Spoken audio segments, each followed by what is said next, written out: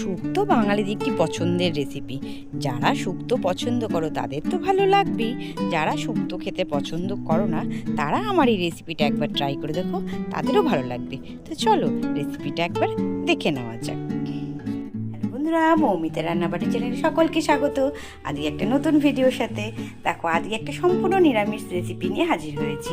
এই দেখো, বেগুন, পেঁপে, আলু, গাজর, ঝিঙে আর এগুলো দিয়ে হবে একটা নিরামিষ শুক্তো।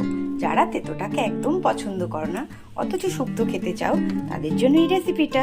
চলো রেসিপিটা তোমাদের সাথে শেয়ার করে ফেলি। সবজিগুলো আমি ভালো করে ধুয়ে নিয়েছি আর কড়াই গরম বসিয়ে দিয়েছি। এবার আমি তেল দিয়ে দিলাম। কড়াই তেল গরম হয়েছে, আমি ফোড়নে দিয়ে দেবো তেজপাতা আর রাঁধুনি। এবার আমি ধুয়ে রাখা সবজিগুলো দিয়ে দেবো।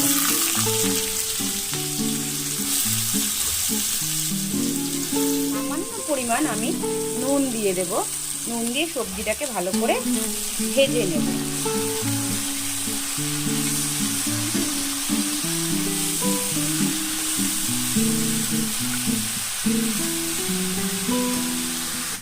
এবার আমি কিছুক্ষণের জন্য এটাকে ঢাকা দিয়ে দেব।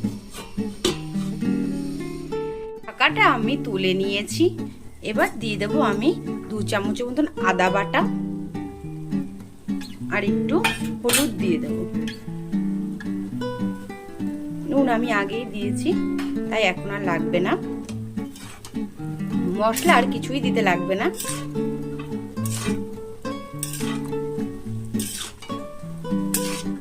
আমি মশলাটা ভালো করে, এই আদা বাটা আর হলুদটা ভালো করে নাড়াচাড়া দিয়ে সমস্ত সবজির সাথে মিশিয়ে নেব। এবার আমি গরম জল করে রেখেছি, এবার আমি জল দিয়ে দেব।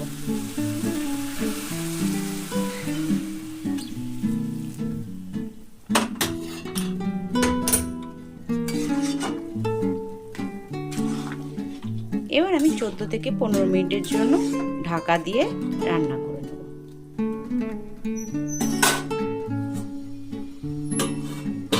ঢাকাটা তুলে নিয়েছি।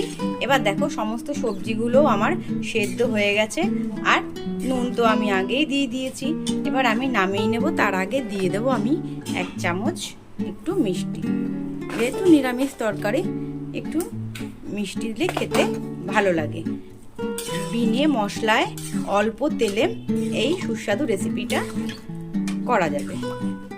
তোমরা অবশ্যই বাড়িতে ট্রাই করে কমেন্ট বক্সে জানিয়ে ফেলো। রেসিপিটা আমার কমপ্লিট। এবার আমি রেসিপিটা নামিয়ে নেব। রেসিপিটা আমি নামিয়ে নিয়েছি। যারা এখনো আমার চ্যানেলটা সাবস্ক্রাইব করনি, সাবস্ক্রাইব করে নিয়ে লাইক করতে ভুলো না।